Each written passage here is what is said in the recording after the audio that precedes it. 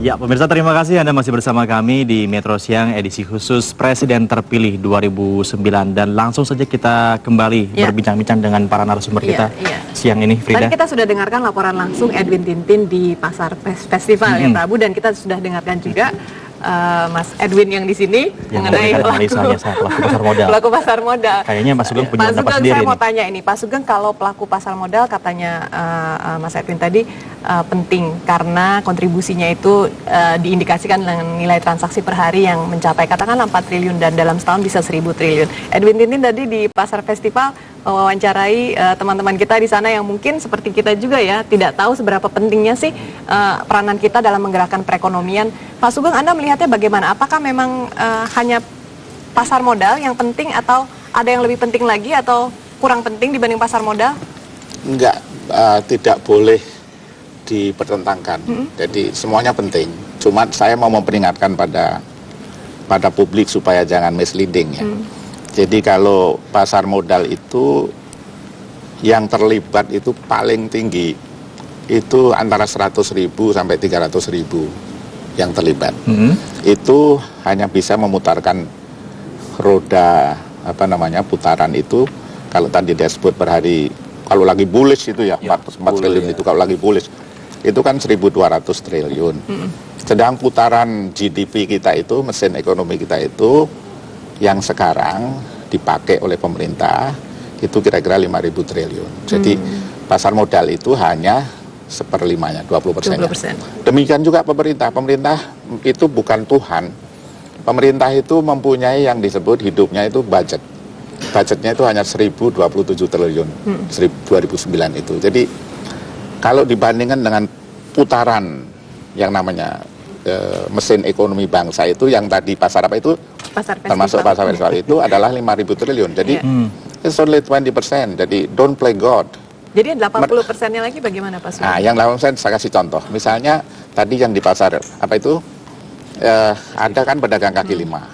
Pedagang kaki lima itu jumlahnya seluruh Indonesia 9 juta.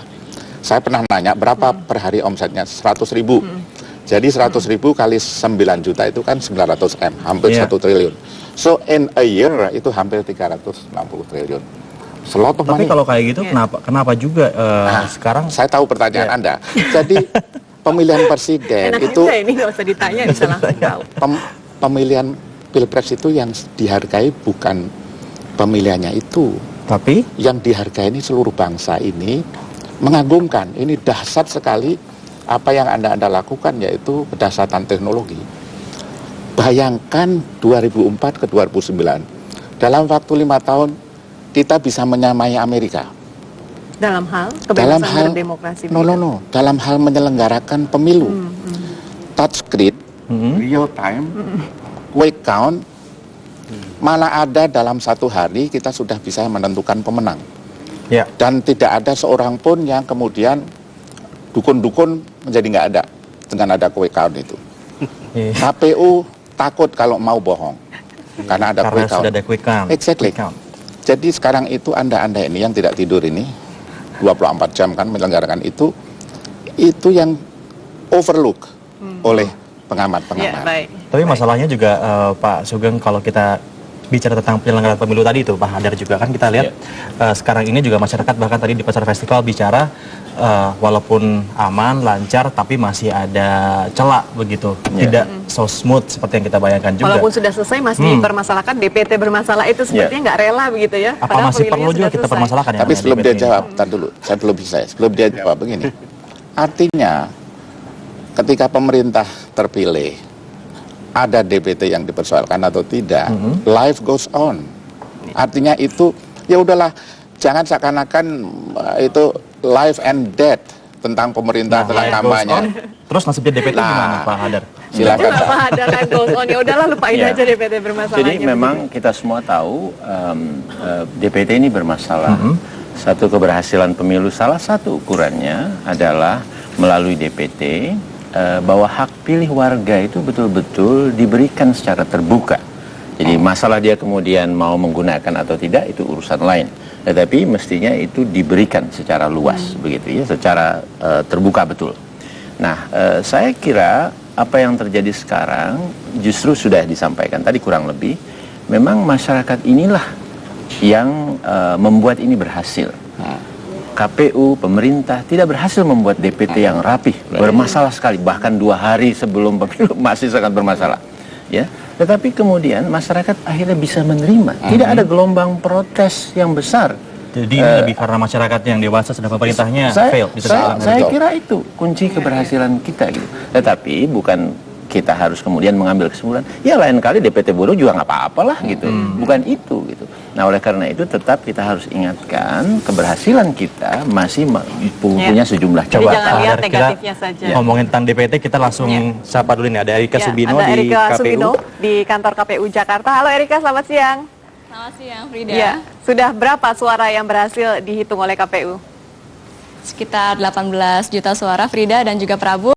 Namun bisa Anda saksikan di ruangan ini, KPU tidak lagi menyediakan fasilitas ruangan dan komputer seperti pada di Hotel Borobudur pada pemilu legislatif lalu, tapi cukup di media center dengan proyektor layar besar dengan tampilan berapa perolehan suara sementara pasangan Capres dan Cawapres. Dan bisa Anda saksikan di proyektor ini, Frida dan juga Prabu, pasangan SBY Budiono masih unggul di posisi teratas dengan perolehan 61,66%, disusul oleh Megawati dan Prabowo di urutan kedua dengan 28,57% dan JK Wiranto dengan perolehan suara sementara 9,77%. Namun bisa kami ingatkan kembali hasil ini baru hasil sementara yang didapat dari sekitar 40.000 TPS atau kurang dari 10% jumlah TPS 450.000 TPS yang tersebar di seluruh Indonesia.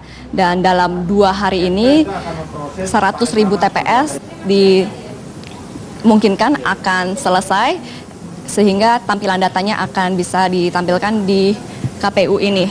Dan karena tidak semua KPPS mempunyai telepon genggam atau HP untuk mengirimkan pesan singkat atau SMS yang berisi hasil perolehan suara di TPS-nya, sehingga tidak semua SMS atau pesan singkat itu bisa dikirimkan ke KPU pusat ini. Seperti yang terjadi di Maluku dan Sulawesi Selatan, di mana signal di sana tidak terjangkau untuk mengirimkan pesan singkat. Dan Ketua KPU Abdul Hafiz Ansyari tadi juga mengatakan sistem SMS ini jauh lebih cepat dibandingkan dengan sistem scanner yang digunakan pada pemilu legislatif lalu. Karena di tiap KPPS diberikan nomor khusus yang sudah terregistrasi dan tentunya sudah terproteksi, jadi sangat aman di sini. Namun tabulasi ini hanya menampilkan berapa persentase perolehan suara Capres dan Cawapres tanpa menampilkan berapa suara sah atau yang tidak sah. Jadi tentu saja tolak ukurnya masih pada penghitungan manual yang akan dilakukan di tingkat kecamatan pada tanggal 10 hingga 15 Juli, kemudian di tingkat kabupaten kota pada tanggal 16 hingga 18 Juli, di tingkat provinsi pada tanggal 19 hingga 21 Juli, dan KPU akan menerima seluruh hasil rekapitulasi secara nasional pada tanggal 22 hingga 24 Juli. Sehingga pada tanggal 25 hingga 20 Juli nanti pengumuman hasil tahap pertama bisa dilakukan. Jadi Anda bisa mengetahui berapa putaran yang akan dilaksanakan, apakah itu 1 putaran atau 2 putaran. Apabila 1 putaran pemirsa, maka anggaran sebesar 1,4 triliun rupiah akan dikembalikan ke pemerintah. Namun apabila ada putaran yang kedua, maka anggaran akan tetap digunakan untuk Pilpres putaran kedua yang akan dilaksanakan pada 8 September mendatang. Dan pemirsa, Anda juga bisa melihat di rumah bagaimana tabulasi ini berlangsung dengan mengetik http://tnp.kpu.go.id.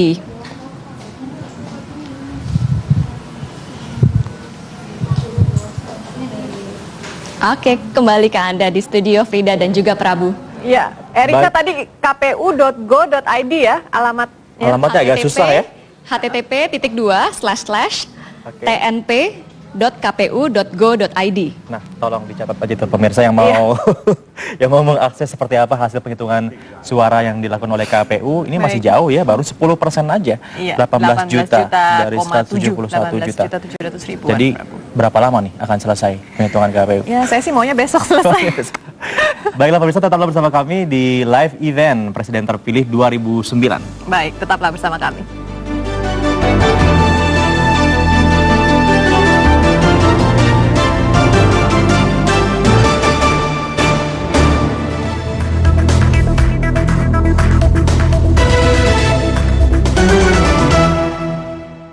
Jelajahi cara baru mendapatkan informasi. Download Metro TV Extend sekarang.